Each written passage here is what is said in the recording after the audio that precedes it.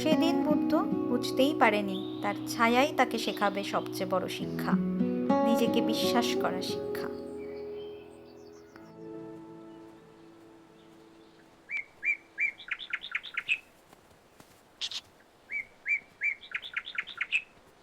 মা, আজকে সবাই বলল আমি নাকি ধীরে দৌড়াই। ধীরে দৌড়ানো খারাপ না, চেষ্টা না করা খারাপ। Practice practice. আরে, আমার ছায়া আমার সাথে দৌড়াচ্ছে। Secret fan.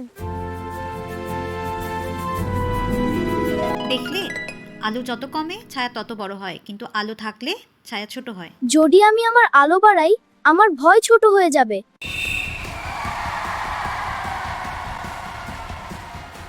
জয় মানে শুধু প্রথম হওয়া নয়, জয় মানে নিজের ভয়কে হারানো।